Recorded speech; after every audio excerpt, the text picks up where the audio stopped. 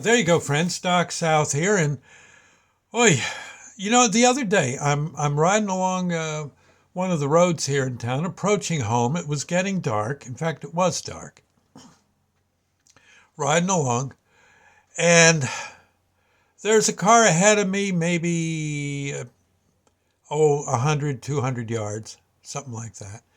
Um, it's a winding road, not much of a shoulder.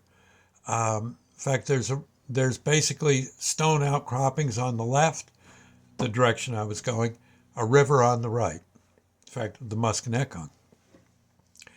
And I'm tooling along, just basically doing, I think the speed limit on that road is 40, 45 miles an hour. It's very curvy, not much of a shoulder. Um, it's kind of a narrow spot in the road. And I look, and all of a sudden, I see this. It was sort of hard to see. It was just a little flicker of light, and I realized I had a tailgater right behind me. I'd say 1 yardstick, 3 feet from the back of my van. Yeah, 3 feet. And the only way I saw him was we went around. There was just a little bit of a in the road, and I managed to see a little bit of his driver's side headlight. Other than that, I wouldn't have known he was there. I don't think he was more than. I'm going to give him a little bit of uh, a head start here and say he was maybe 6 feet from my tail. Yeah, from the bumper, the rear bumper. Honestly, if I stopped, that was it. And and he was blinking and stuff. He he wanted to go. He wanted me to go faster. Well, I'll be doggone in that situation. I'm going to go faster. If anything, I'm going to go slower. And that's kind of what I did. And eventually, he passed me and just went sailing down the road to the next guy who was doing the speed limit. Was maybe 100 yards from me. I was well back from him, and now he's tailgating that poor soul. And, I just don't know. Either the guy might have been in a real emergency of some sort, I suppose, but that's not how you drive in an emergency. You don't. I know we never drove an ambulance like that. You stayed back. You got in an ambulance, for instance, it's running emergency. You got a driver, and you got two people in back taking care of an injured person, and the injured person is in no mood or in no position to be going through another wreck or another emergency. They can it might kill them.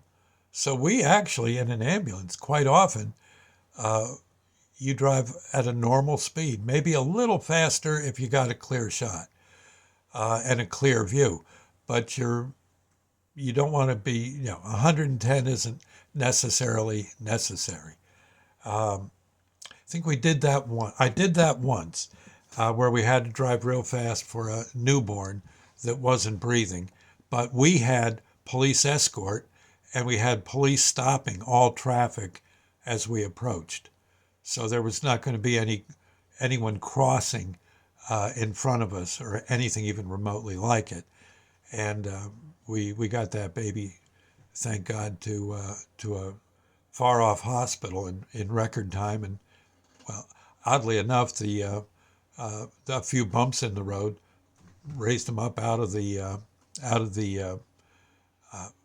bassinet he was in, or the actually more incubator he was in, not a bassinet, incubator, and he landed on his fanny and started crying, which meant he was breathing, thank God. But that's an ambulance with all sorts of police escort. That isn't on a foggy road, foggy, curvy road with about a 2 foot shoulder, uh, trying to get to wherever the heck you're going, 30 seconds faster than necessary. That guy was something, and hopefully he didn't kill someone that night the way he was driving. I mean, it probably didn't, thank heaven. But my God, there's just no. It was just an accident waiting to happen. It, Amazing. Anyway, my advice: stay back. If nothing else, that way, if you got a tailgater, that gives you a little time to think too. If they're on your tail, if you stay back a bit, you'll eventually see something on the side of the road where you can get away. Do your signals and don't necessarily jam on the brakes, but just get over, let that clown go, and say a prayer for him because sooner or later he's going to need them.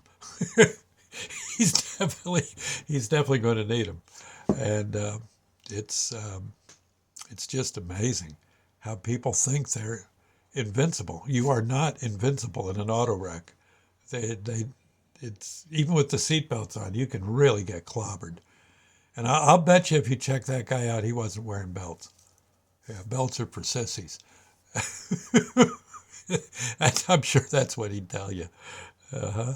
Well, tell that to the police that are all strapped in, and the ambulance guys, and the truckers, and all the people that are out there doing a very good job at driving. Yeah, they're in the they're in the seat. If nothing else, you get hit hard enough on the side or something, even banged a little, that can pull you if you're not with a seatbelt. It may not damage the car, but all of a sudden now or it may damage the car getting sideswiped, but now all of a sudden you're not behind the wheel anymore. Better you want to stay behind that wheel and get, and so that you can control the car. It's pretty hard if you get knocked off to one side.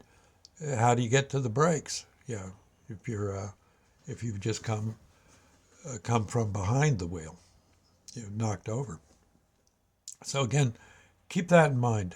Gosh, drive carefully. An auto wreck, I can tell you, is no picnic. I've been in enough of them, and they they're stinkeroo. And the last thing you need is to be in one. Better to better to just take your time and get there and enjoy the view. Okay, I'll see you later. But I just thought I'd say, boy, that guy was something else. What a nut. Now, he may have felt he had an emergency, but that's not how you drive in an emergency. This far off someone's tailpipe. Nope, that ain't how it happens. That can only end in tears sooner or later. I'll catch you later. Bye now. God bless.